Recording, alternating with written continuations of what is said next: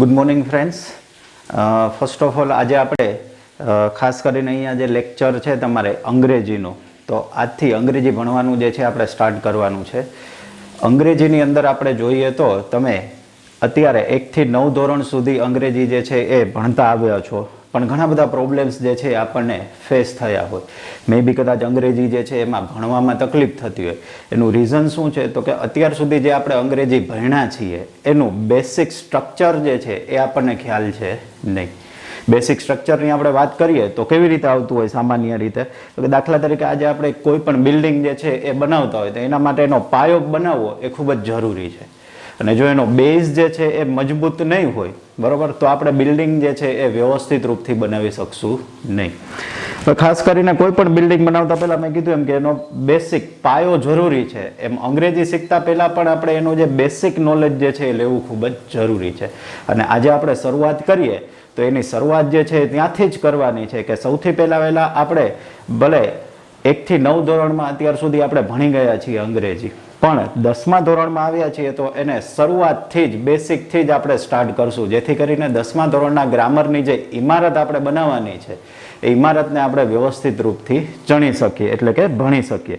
અને ગ્રામરની અંદર maximum marks જે છે એ કવર કરી શકીએ. કારણ કે અંગ્રેજી એક જ એવો સબ્જેક્ટ જે છે કે જે તમે 10મા ધોરણ પછીથી પણ આગળ ગમે તે ફિલ્ડમાં જશો ત્યાં તમારે એ ભણવાનો આવશે અને એની અંદર વસ્તુ એ જ ભણવાની છે. અત્યાર સુધી તમે ગ્રામરની અંદર ટેન્સીસ ભણી ગયા હોય તો ટેન્સીસમાં સિમ્પલ પ્રેઝન્ટથી લઈ અને કન્ટિન્યુઅસ પરફેક્ટ પ્રેઝન્ટ સુધી આવતા હોય છે, તો એ બધા આપણે ટેન્સીસ જે છે એના એ જ ટેન્સીસ અહીંયા રિપીટ કરવાના છે, પણ એને આપણે એક નવા એંગલથી નવી રીતે ભણવાના છીએ કે જેથી કરીને એ સરળતાથી આપણને યાદ પણ રહી જાય અને એક્ઝામની અંદર કે આગળ જતાં આપણને સૌથી વધારે માર્ક્સ અપાવે. હવે આપણે કીધું એમ કે સૌથી પહેલાં આપણે બેસિક વસ્તુથી શરૂઆત કરવી છે. તો ઇંગ્લિશ જે છે એ શું છે તો કે ઇંગ્લિશ જે છે એ એક ભાષા છે, લેંગ્વેજ છે, બરાબર. જેમ દુનિયાની અંદર અલગ અલગ ઘણી બધી ભાષાઓ જે છે બોલાતી હોય છે, એમ અંગ્રેજી જે છે એ પણ એક ભાષા છે. આ ભાષાની આપણે વાત કરીએ સામાન્ય રીતે બધી ભાષાને આ પ્રશ્ન જે છે એ લાગુ પડે છે કે કોઈ વ્યક્તિ તમને એવું પૂછે કે ભાષા જે છે શેની બનેલી હોય, તો આપણો સામાન્ય રીતે રિપ્લાય અથવા તો સામાન્ય શબ્દોમાં આપણે કહીએ તો આપણો જવાબ શું હોય, તો આપણે એવું જ કહીએ કે સાહેબ ભાષા જે છે ને ઇંગ્લિશ જે છે એક લેંગ્વેજ છે, બરોબર. અને આપણે એવું કહેતા હોય કે સાહેબ હું તમને એવો પ્રશ્ન પૂછું કે સાહેબ ભાષા શેની બનેલી હોય છે, તો નોર્મલી આપણે એવું કહેતા હોય કે સાહેબ ભાષા જે છે એ શેની બનેલી હોય છે, તો કે વર્ડ્સની, એટલે કે શબ્દોની બનેલી હોય છે. આપણો રિપ્લાય કે મોટા ભાગે સ્ટુડન્ટ્સને હું આ પ્રશ્ન પૂછતો વારંવાર પહેલા જ લેક્ચરની અંદર, એટલે એ લોકો આ જ રીતે મને આન્સર આપે છે કે સાહેબ ભાષા જે છે એ શેની બનેલી છે, તો કે શબ્દોની બનેલી છે. પણ અહીંયા આપણે થોડીક મિસ્ટેક કરીએ છીએ. શું છે આપણી મિસ્ટેક? તો કે જ્યારે આપણે ભાષા ખરેખર બોલીએ છીએ, ભાષાના બે સ્વરૂપ છે, કાં તો ભાષા જે છે બોલી શકાય છે અને કાં ભાષા જે છે એને લખી શકાય છે. અત્યારે મેં અહીંયા લખ્યું છે, બરોબર, ઇંગ્લિશમાં, તો આ મેં ભાષા જે છે એને લખી કહેવાય. સપોઝ ને હું કોઈ અંગ્રેજી બોલતો હોય, સેન્ટેન્સીસ બોલતો હોય, તો અત્યારે દાખલા તરીકે તમને સમજાવવા માટે હું ગુજરાતી ભાષાનો ઉપયોગ કરું છું, તો ગુજરાતી ભાષા લખી પણ શકાય છે અને બોલી પણ શકાય છે. એવી જ રીતે અંગ્રેજી જે છે એને પણ આપણે લખી પણ શકીએ છીએ અને બોલી પણ શકીએ છીએ. પણ જો ભાષા શબ્દોની બનેલી હોય તો ભાષા છે એની સમજાય જ નહીં. હવે ખરેખર તમે ક્યાંક ને ક્યાંક એ બીજી વસ્તુ હું તમને એ પણ કહું કે તમારા આન્સર જે છે કે ભાષા શબ્દોની બનેલી હોય છે, આન્સર સાચો પણ છે, પણ એ ડાયરેક્ટ નથી. અને તમને કદાચ જાણીને એવી નવાઈ પણ લાગશે, મેં હમણાં કીધું એમ કે ભાષા જે છે શબ્દોની બનેલી પણ નથી, તો એની વચ્ચે કે ભાષા અને શબ્દોની વચ્ચે એક મીડિયમ આવે છે કે જેને આપણે ક્લિયર કરવાનું છે અને એને આપણે એક એક્ઝામ્પલ દ્વારા સમજીએ. કદાચ જો તમે ભાષાની અંદર શબ્દો બોલતા હોય તો ભાષા જે છે એ સમજાય નહીં. આપણે એનું એક એક્ઝામ્પલ જોઈએ. મેં અહીંયા એક વર્ડ લખ્યો છે, મોહન.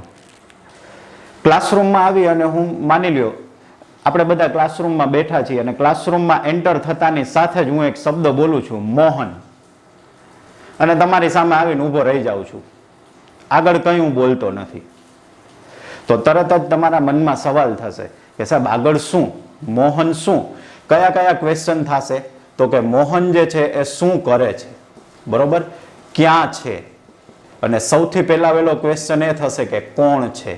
એટલે કે આપણા માઇન્ડની અંદર આપણે વિચારીએ તો પહેલો પ્રશ્ન એ થશે કે મોહન જે છે કોણ છે, એટલે પહેલો જ પ્રશ્ન આપણા માઇન્ડમાં આવશે હુ, કોણ છે મોહન. બીજો પ્રશ્ન આવશે કે વોટ, એ શું કરે છે, કે શું છે મોહન. ત્રીજો પ્રશ્ન આવશે કે એ ક્યાં છે, બરોબર. આવા ઘણા બધા પ્રશ્નો જે છે આપણા માઇન્ડમાં આવતા હોય છે, મગજમાં ઉદ્ભવે છે, પરંતુ એનો જવાબ જે છે હું એકલું મોહન બોલું તો તમને સમજાય છે, તો કે ના, સમજાતું નથી. મોહન ઇંગ્લિશ લેંગ્વેજનો મેં એક વર્ડ લખ્યો છે, પણ છતાં આપણને મિનિંગ જે છે એનો સમજાતો નથી. હું ક્લાસમાં આવીને એટલું કહું કે મોહન મિનિંગ સમજાણો નહીં. હવે આપણે સેકન્ડ એક એક્ઝામ્પલ લઈએ, બરોબર. અત્યારે આપણે આને ઇરેઝ કરી દઈએ. બીજો એક શબ્દ જે છે એ આપણે લઈએ, દાખલા તરીકે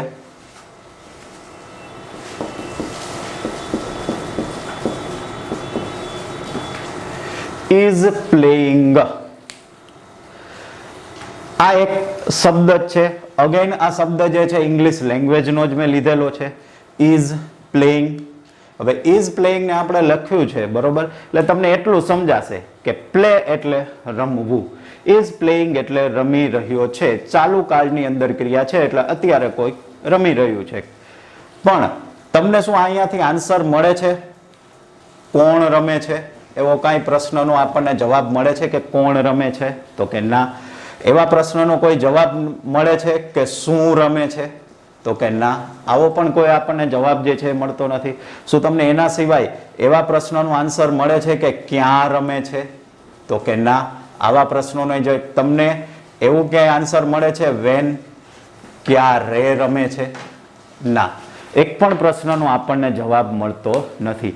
અગેન આ શું છે તો કે એક વર્ડ છે, શબ્દ છે, અંગ્રેજી ભાષાનો જ શબ્દ છે, પણ આપણને આ શબ્દ લખવાથી આવા કોઈ મિનિંગ જે છે એ મળતા નથી. હવે માની લ્યો કે સેમ વસ્તુ જેમ મેં મોહનનું કીધું તેમ ક્લાસરૂમમાં આવીને હું ખાલી એટલું જ કહું છું ઇઝ પ્લેઇંગ, એટલે તરત જ તમારા મનમાં આ બધા પ્રશ્નો ઉદ્ભવશે.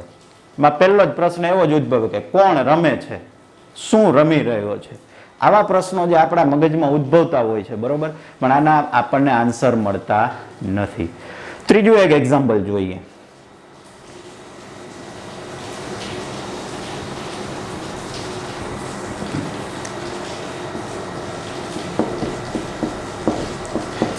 ક્રિકેટ. ક્લાસરૂમમાં આવી અને હું એક જ શબ્દ એન્ટર થતાની સાથે બોલું છું cricket. Again it's an English word, અંગ્રેજી ભાષાનો શબ્દ છે, બરોબર. પણ અહીંયા તમને બીજા કોઈ પ્રશ્નના જવાબ મળે છે. પહેલો જ પ્રશ્ન મેં જેમ કીધો તો એમ કોણ રમે છે ક્રિકેટ, તો એનો આપણને જવાબ મળતો નથી, બરોબર. ક્યાં રમે છે ક્રિકેટ, એનો પણ ક્યાંય આપણને જવાબ મળતો નથી. ક્યારે રમે છે ક્રિકેટ, બરોબર, એનો પણ આપણને જવાબ મળતો નથી. તો એનો મતલબ શું થયો કે ભલે આપણે ક્રિકેટ શબ્દ લખ્યો છે પણ આ પ્રશ્ન પૂછતા પણ આપણને કાંઈ જવાબ મળતો નથી. આપણા મનમાં પ્રશ્ન તો રહેશે જ. દરેક શબ્દને આપણે અલગ અલગ રીતે બોલીએ. આવીને હું પહેલા એમ બોલું છું મોહન, આપણને મિનિંગ મળતો નથી, કંઈ અર્થ મળતો નથી. આપણા મગજમાં મિનિંગ જે છે એ અનક્લિયર છે. આપણે લખ્યું ઇઝ પ્લેઇંગ, તોય આપણા મગજની અંદર મિનિંગ જે છે અનક્લિયર છે. ક્રિકેટ લખ્યું આપણે, મિનિંગ અનક્લિયર છે. પણ હવે આપણે એક જ કામ કરીએ કે આ જે ત્રણ શબ્દ અલગ અલગ બોલ્યા છીએ એની જગ્યાએ આપણે આખું એક સેન્ટેન્સ, એટલે કે ત્રણે ત્રણ શબ્દને આપણે કમ્બાઈન કરી દઈએ. Mohan is playing cricket. આ ત્રણે ત્રણ શબ્દને આપણે કમ્બાઈન કર્યા છે, બરોબર. ત્રણે ત્રણ વર્ડ્સ જે છે એને કમ્બાઈન કર્યા છે. એક શબ્દ આપણી પાસે હતો મોહન, બરોબર. એક શબ્દ છે ઇઝ પ્લેઇંગ અને ત્રીજો શબ્દ છે ક્રિકેટ. તો હવે તમે જોવો જોઈએ આ ત્રણે ત્રણ શબ્દને આપણે કમ્બાઈન કર્યા તો આપણને કંઈક મિનિંગ મળે છે. દાખલા તરીકે હું તમને એમ પ્રશ્ન પૂછું કે મોહન, હવે તમને પ્રશ્ન તરત જ થાય કે મોહન શું કરે છે, તો તરત જ જવાબ મળે કે રમે છે. તો આપણે વાત કરતા હતા કે ત્રણેય શબ્દો જે છે એને આપણે કમ્બાઈન કરીએ, મોહન ઇઝ પ્લેઇંગ ક્રિકેટ, તો આ ત્રણ શબ્દને કમ્બાઈન કરતા આપણને એક મિનિંગ મળે છે, એક અર્થ મળે છે વાક્યની અંદર. જો આ ત્રણેય શબ્દો તમે અલગ અલગ બોલો છો તો આપણને મિનિંગ મળતો નથી. અને એટલા માટે જ ભાષા જે છે એ કદાચ હવે આપણે જે પહેલું સ્ટ્રક્ચર હમણાં ભણ્યા હતા કે ઇંગ્લિશ જે છે એ શું છે, તો કે ઇંગ્લિશ જે છે એ એક ભાષા છે, બરોબર. અને આ ભાષાની આપણે વાત કરીએ તો શેની બનેલી હોય છે, તો કે આપણો આન્સર, પહેલો આન્સર શું હતો, તો કે સાહેબ શબ્દોની બનેલી હોય છે. પણ ભાષા જે છે શબ્દોની બને છે, એના પહેલા વચ્ચે એક એમ કહેવાય કે બ્રિજ આવે છે, પુલ આવે છે. એટલે શું કહેશું આપણે, તો કે ભાષા જે છે એ ખરેખર શેની બનેલી હોય છે, તો કે સેન્ટેન્સીસની બનેલી હોય છે, વાક્યોની બનેલી હોય છે, બરોબર. અને વાક્યો જે છે એ શેના બનેલા હોય છે, તો કે શબ્દોના બનેલા હોય છે. એટલે આપણે એવું સીધું ન કહી શકીએ કે ભાષા જે છે શબ્દોની બનેલી છે, પણ ભાષા જે છે શેની બનેલી આવશે, તો કે વાક્યોની આવશે. અને વાક્યો જે છે એ શેના બનેલા છે, તો કે શબ્દોના બનેલા છે. હવે ભાષા જે છે એ વાક્યોની બનેલી છે તો જ આપણને ભાષા સમજાશે. આજે દાખલા તરીકે હું ગુજરાતી બોલું છું તો ગુજરાતીની અંદર હું શબ્દ નથી બોલતો, હું વાક્ય બોલી રહ્યો છું. એવી જ રીતે આપણે અંગ્રેજી ભાષા બોલતા હોઈએ, તમે વર્લ્ડની કોઈ પણ ભાષા બોલો છો, આ ભાષાની અંદર આવશે શું, તો કે સેન્ટેન્સીસ, એટલે કે વાક્યો જે છે એ આવશે. અને આ વાક્યો જે છે એ શેના બનેલા હશે, તો કે અલગ અલગ શબ્દોના. દાખલા તરીકે આપણી પાસે અહીંયા એક આ વાક્ય છે, આ વાક્યને આપણે લખ્યું, સમજ્યા, એને કમ્બાઈન કર્યા, વર્ડ્સને સેન્ટેન્સ મળ્યું, અને એના ઉપરથી આપણને આ ભાષા જે છે એ સમજાશે. અને આ જ રીતે તમે જુઓ તો ગુજરાતીની અંદર, અંગ્રેજીની અંદર, ઉર્દુની અંદર કે દુનિયાની કોઈ પણ ભાષા હોય એને આપણે કમ્બાઈન કરી અને એને વાક્યો દ્વારા ભણી શકીએ છીએ. હવે એને વાક્યો દ્વારા આપણે ભણીએ છીએ તો જો આપણને આ વાક્ય કઈ રીતે બને છે એ એક વસ્તુ ખબર પડી જાય તો આપણને અંગ્રેજી જે છે એ ઇંગ્લિશ શીખતા જે છે એ પ્રોબ્લેમ થાય નહીં. આ કઈ રીતે બનેલું છે વાક્ય, જો એની એક સેન્ટેન્સ પેટર્ન છે, એક પ્રોપર સ્ટ્રક્ચર છે. દાખલા તરીકે હું એવું બોલીશ ફોર એન એક્ઝામ્પલ કે ક્રિકેટ મોહન ઇઝ પ્લેઇંગ, તોય વાક્ય નહીં સમજાય. કાં તો હું એટલું બોલું ઇઝ મોહન ક્રિકેટ પ્લેઇંગ, વાક્ય નહીં સમજાય. આ વાક્ય જે છે એને એક પ્રોપર સ્ટ્રક્ચર, એક પ્રોપર આપણે એમ કહીએ કે રચના જે છે એની અંદર લખેલું છે. આવી તો કઈ રચના છે, કદાચ તમે અંગ્રેજીની અંદર કોઈ પણ વાક્ય જોશો તો એના માટેની એક રચના જે છે એ આવે છે, જે આગળ જતા આપણે એના રચના વિશે કે અંગ્રેજીની અંદર જે ટેન્સીસ ભણવાના આવે છે, કાળ ભણવાના આવે છે, તો એ કાળ જે છે એક રચના ઉપર બનેલા છે. અને જો એ રચના આવડી જાય તો બારે બાર કાળ જે છે એ પણ આવડી જાય. પણ હવે અત્યારે જે આપણે આગળનો ટોપિક ભણવાનો છે, શું ભણવાનો છે, તો કે એટલી તો ખબર પડી ગઈ કે આવી રીતે આખું લેંગ્વેજ સ્ટ્રક્ચર બનેલું છે. તો હવે આપણે એક એક વર્ડ્સને ઓળખતા શીખવાના છે કે કયો શબ્દ જે છે એ આપણને શું કહે છે અથવા તો શું બતાવે છે.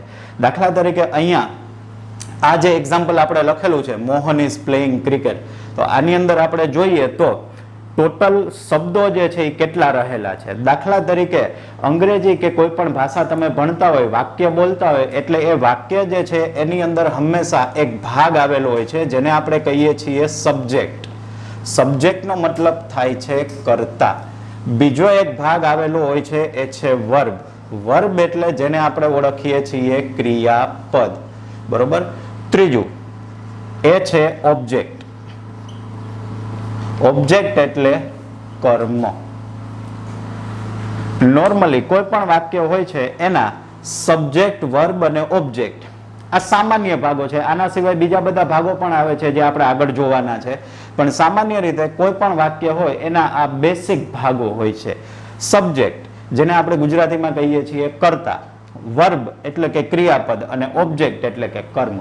હવે જો આપણે એને વાક્યમાંથી શોધવા હોય તો આપણે કેવી રીતે શોધી શકીએ છીએ? કદાચ ને મારે કોઈને પૂછવું હોય કે આ વાક્યમાં કર્તા કોણ છે, મને ઓળખીને બતાવવો જોઈએ, જે આપણને નોર્મલી ખબર પડી જ જાય વાક્ય વાંચતા.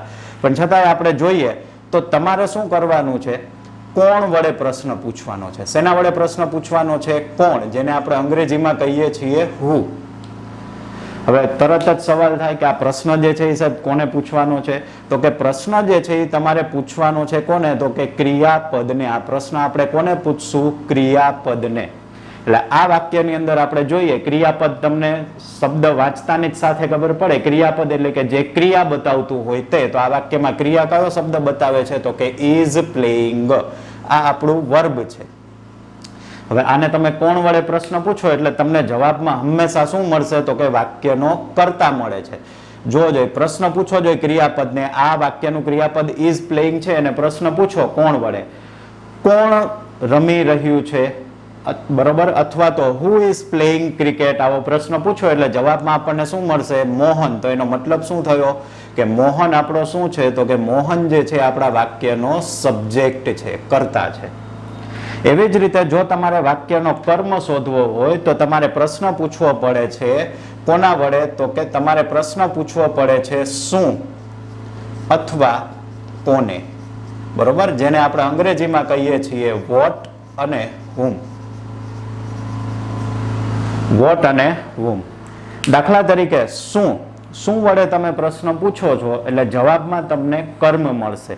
કદાચ ને ઘણી વખત આપણને શું વડે પ્રશ્ન પૂછવાથી જવાબ ન મળતો હોય તો આપણે કોને વડે પ્રશ્ન પૂછી શકીએ છીએ, તોય વાક્યમાંથી કર્મ મળે છે.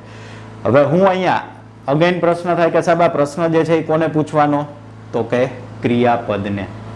આ ક્રિયાપદ જે છે ને એની ખાસિયત એ છે કે આજે આપણે દાખલા તરીકે આપણું ઘર જ છે એને તમે લ્યો તો આપણા ઘરની અંદર સેન્ટ્રલ કેરેક્ટર, સેન્ટ્રલ પાર્ટ કોને કહેવાય તો કે આપણા મધરને, આપણા મમ્મીને, જેને ઘરની દરેક વસ્તુ, કઈ ચીજ વસ્તુ ક્યાં છે એ બધી વસ્તુ એને ખબર હોય. એવી જ રીતે ગ્રામરની અંદર આપણે કહીએ કે ગ્રામરનો સેન્ટ્રલ પાર્ટ કે સેન્ટ્રલ કેરેક્ટર કયું છે તો કે વર્બ. આ ક્રિયાપદ એક જ એવો ભાગ છે કે જ્યાંથી અંગ્રેજીનું ગ્રામર જે છે એ શરૂ પણ થાય છે અને એન્ડ પણ ત્યાં જ થાય છે. ક્રિયાપદ ઉપરથી જ બધી વસ્તુ જે છે એ ભણી શકાય છે. તો આ જે છે વર્બ એનો બહુ મહત્વનો ભાગ છે. કદાચ આપણે એને એવું કહી શકીએ, કોઈ તમને એવો પ્રશ્ન પૂછે, હું જ તમને એવો પ્રશ્ન પૂછું કે ગ્રામરના મધર તરીકે આપણે કોને ઓળખીએ તો કે ક્રિયાપદને, કારણ કે એને તમે કોઈ પણ પ્રશ્ન પૂછશો એ જવાબ આપશે. તમે મોહનને પ્રશ્ન પૂછો, સબ્જેક્ટને પ્રશ્ન પૂછો એ આન્સર આપશે નહીં. ક્રિકેટને પ્રશ્ન પૂછશો આન્સર આપશે નહીં, પણ જેવું તમે ક્રિયાપદને પ્રશ્ન પૂછશો એ જવાબ આપશે. એવી જ રીતે અહીંયા શું, બીજી એક વસ્તુ આપણે જોઈએ તો તમે જ્યારે કોઈ પણ શું વડે પ્રશ્ન પૂછો છો કોઈ પણ ક્રિયાપદને એટલે જવાબમાં તમને વાક્યનો કર્મ મળે છે. શું રમે છે તો કે ક્રિકેટ, એનો મતલબ અહીંયા આપણને એક જવાબ મળ્યો. કોને વડે પ્રશ્ન પૂછવાથી આપણને જવાબ મળતો નથી. કેમ નથી મળતો? તમે અહીંયા પ્રશ્ન પૂછી જુઓ, કોને રમે છે. હવે કદાચ તમે આવો પ્રશ્ન પૂછો ને તો જ તમને ત્યાં એવું ફીલ થશે, એવો એક્સપિરિયન્સ થશે સાહેબ આનો આન્સર મળી જ ન શકે. કેમ? કારણ કે કોને રમે છે આવું આપણે કોઈ દિવસ પૂછતા નથી, કોઈ દિવસ આવો પ્રશ્ન આપણે પૂછતા નથી. એનો મતલબ કે કોને વડે પ્રશ્ન પૂછવાથી આ વાક્યમાં કર્મ જે લખેલું છે એ વાક્યમાં કર્મ મળી શકતો નથી. બીજી એક ખાસ વસ્તુ આપણે જોઈએ તો કે જ્યારે આપણે શું અને કોને વડે પ્રશ્ન પૂછતા હોઈએ તો એના પોસિબલ આન્સર્સ કયા કયા હોઈ શકે છે. તમે જ્યારે શુંથી પ્રશ્ન પૂછો ને એટલે જવાબમાં હંમેશા તમને નિર્જીવ વસ્તુનો જ રેફરન્સ મળશે. શેનો રેફરન્સ મળશે? નિર્જીવ વસ્તુનો. અને જ્યારે તમે કોને વડે પ્રશ્ન પૂછશો એટલે જવાબમાં તમને સજીવ અને ખાસ કરીને કોઈ વ્યક્તિની જ વાત થતી હશે, બરોબર. દાખલા તરીકે હું એક ગુજરાતીમાં જ એક્ઝામ્પલ આપું, હું તમને આમંત્રણ આપું છું, બરોબર, હું તમને આમંત્રણ આપું છું. હવે ચલો આ વાક્યમાં સૌથી પહેલા આપણે કર્તા શોધવો હોય તો તમે પ્રશ્ન પૂછવો જોઈએ, આપું છું કોણ આપે છે તો કે હું, શું આપે છે તો કે આમંત્રણ. એનો મતલબ આ વાક્યનો પહેલો કર્મ શું થયો છે? આમંત્રણ. હવે એમાં બીજો પ્રશ્ન પૂછો, કોને આપે છે તો કે તમને. તમને જે છે એ શું થયો? આપણો બીજો કર્મ. હવે તમને એનો મતલબ શું થયો? કોઈને કોઈ વ્યક્તિ જ હશે. એટલે એ વસ્તુ જે છે તમારે ખાસ ધ્યાનમાં રાખવાની છે કે શું વડે પ્રશ્ન પૂછશો એટલે જવાબમાં હંમેશા નિર્જીવ મળશે અને કોને વડે પ્રશ્ન પૂછતા જવાબમાં હંમેશા શું મળશે? આપણને સજીવ. આ વસ્તુ જે છે આપણને ખ્યાલ આવવો જોઈએ, કારણ કે આગળ જતા તમારે કોઈ પણ વાક્યની અંદર એક્ટિવ પેસિવ ને આવા બધા જે ચેપ્ટર્સ આવે છે, બરોબર, ડાયરેક્ટ ઇનડાયરેક્ટ ને, એની અંદર તમારે સબ્જેક્ટ વર્બ અને ઓબ્જેક્ટ જે છે એ શોધવાના રહેશે. અને જો તમે એને ઓળખતા શીખી જશો તો આરામથી તમે કોઈ પણ વાક્ય જે છે એને એક્ટિવમાંથી પેસિવમાં, ડાયરેક્ટમાંથી ઇનડાયરેક્ટમાં તમે ટ્રાન્સફર કરી શકશો. હવે અત્યાર સુધી જે આપણે ભણ્યા બેસિક કે ભાષા જે છે એ વાક્યોની બનેલી હોય છે અને વાક્યો શબ્દોના બનેલા હોય છે અને કયા કયા શબ્દો હોય છે તો કે આ એ શબ્દોના અમુક એક્ઝામ્પલ્સ છે. આગળ એના શબ્દોના અલગ અલગ ભાગો પડે છે એ આપણે જોવાના છે.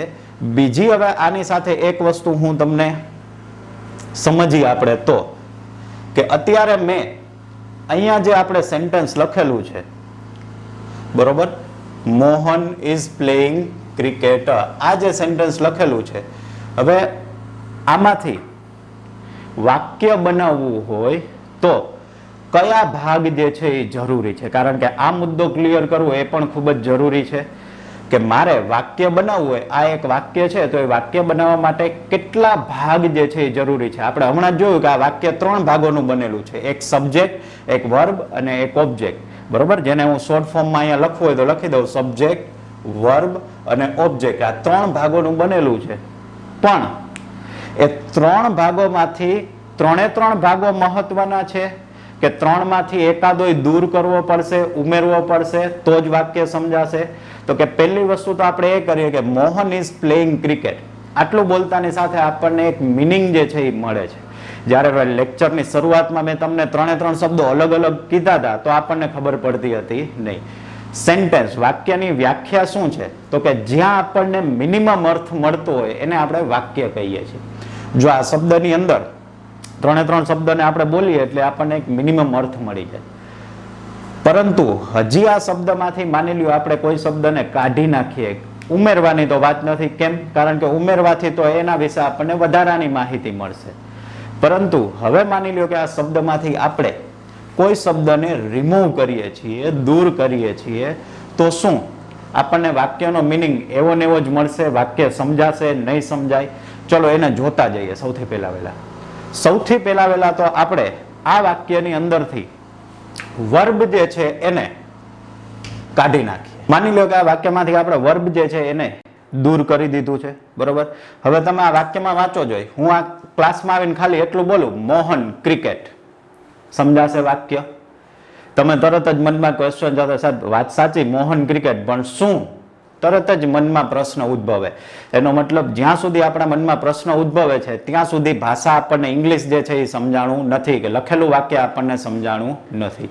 તો એનો મતલબ કે ક્રિયાપદ જે છે એના વગર આપણે વાક્ય જે છે એ બનાવી શકશું નહીં. એટલે ક્રિયાપદ જે છે એ લખવું જરૂરી છે. કેમ? કારણ કે જો આપણે ક્રિયાપદને દૂર કરી દીધું તો આપણને વાક્ય જે છે એ સમજાણું નહીં, બરોબર. હવે આપણે એક કામ કરીએ, આ વાક્યની અંદરથી આપણે મોહન જે છે, જે સબ્જેક્ટ તરીકેનો રોલ જે છે એ અદા કરે છે, એને આપણે કાઢી નાખીએ. હું ક્લાસમાં આવીને એટલું જ કહું છું, ઇઝ પ્લેઇંગ ક્રિકેટ, તો તરત જ આપણા મનમાં ફરી પાછો પ્રશ્ન ઉદ્ભવે, સાહેબ કોણ ક્રિકેટ રમે છે? પહેલો જ પ્રશ્ન એ ઉદ્ભવશે. મિનિંગ કેવો છે? હજી સુધી આપણા માટે અનક્લિયર છે, આપણને મિનિંગ મળતો નથી. અને એટલા માટે શું થયું તો કે હજી મિનિંગ નથી મળતો, એનો મતલબ એ થયો કે સાહેબ આ વાક્ય જે છે હજી અધૂરું છે.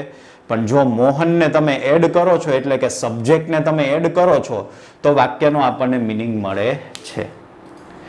તો આપણે વાક્ય બનાવવું હોય તો વર્બે જરૂરી છે, કર્તાય જરૂરી છે. હવે આપણે આવીએ ઓબ્જેક્ટ તરફ. માની લો તમે ક્રિકેટ શબ્દને કાઢી નાખો છો, બરોબર. વાક્ય વાંચો જોઈએ, શું બને છે? મોહન ઇઝ પ્લેઇંગ, મોહન રમે છે. મનમાં કોઈ ક્વેશ્ચન નહીં ઉદ્ભવે, આપણે ખાલી એવું ધારી લેશું, પ્રશ્ન નહીં ઉદ્ભવે. આગળ શું ધારશું? મોહન ગમે તે ગેમ જે છે એ રમતો હશે, પણ મનમાં ક્વેશ્ચન જે છે એ આવશે નહીં. તો એના ઉપરથી આપણને જાણવા શું મળ્યું કે જ્યારે તમે કોઈ પણ વાક્ય જે છે એ ઇંગ્લિશ ભાષાની અંદર કે કોઈ પણ ભાષાની અંદર જ્યારે કોઈ પણ સેન્ટેન્સ બનાવવું હોય તો એ ઓછામાં ઓછા 2 ભાગનું બનેલું હોય છે. અને એ ભાગ એટલે કયા કયા? તો કે સબ્જેક્ટ અને વર્બ, આ 2 ભાગનું બનેલું હોય છે.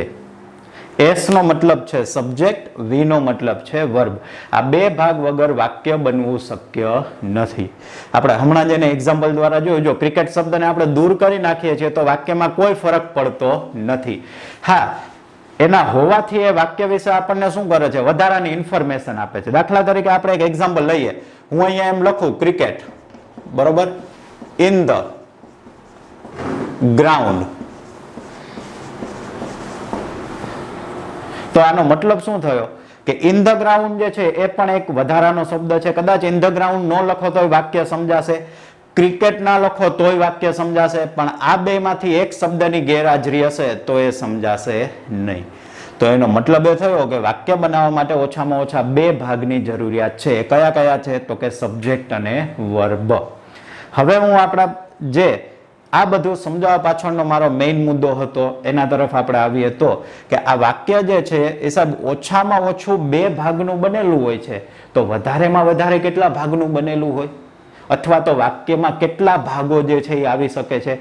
આ મુદ્દો, આ ટોપિક જે છે એ ખૂબ જ જૂનો છે. એનો મતલબ, જૂનો મારો કહેવાનો મતલબ કે તમે કદાચ ફર્સ્ટ સ્ટાન્ડર્ડ થી લઈને તમે આ ટોપિક જે છે ભણતા આવ્યા છો. આમાં કઈ નવી વસ્તુ જે છે હું એડ નથી કરવાનો. આપણે માત્ર ને માત્ર જે અત્યાર સુધી ભણ્યા છીએ અને જે કાટ લાગી ગયો છે એ કાટને આપણે શું કરવાનું છે? તો કે રિમૂવ કરવાનું છે, દૂર કરવાનું છે.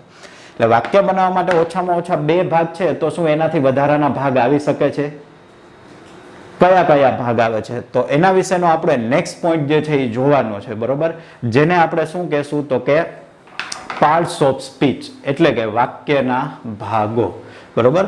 વાક્યના ભાગો જે છે એ શું કરે છે? તો કે વાક્યના ભાગો જે છે એ ભેગા મળી અને આખું વાક્ય બનાવતા હોય છે. આ વાક્યના ભાગો કેટલા છે, કયા કયા છે, કઈ રીતે એ વાક્યમાં આવે છે, સાહેબ એને આવવાથી વાક્યની અંદર શું ફેર થાય છે, નથી થતો, એક સાથે કેટલા ભાગ ઉપયોગ કરી શકાય છે, આ બધા પ્રશ્નોના જવાબ જે છે આપણને બીજા વિડીયોની અંદર જાણવા મળશે. પણ હાલના વિડીયોમાં આપણે એટલું તો ખાલી જાણવાનું છે કે વાક્ય જે છે એ 2 ભાગનું બનેલું હોય છે. આજના લેક્ચરમાં આપણે જોયો તો આપણે કઈ કઈ વસ્તુ, 2 મુદ્દા જે છે એ ક્લિયર કર્યા. કયા કયા? તો કે ફર્સ્ટ ઓફ ઓલ પહેલો મુદ્દો આપણે એ ક્લિયર કર્યો કે કોઈ પણ ભાષા જે છે એ શેની બનેલી હોય છે? તો કે ભાષા જે છે એ શેની બનેલી હોય છે?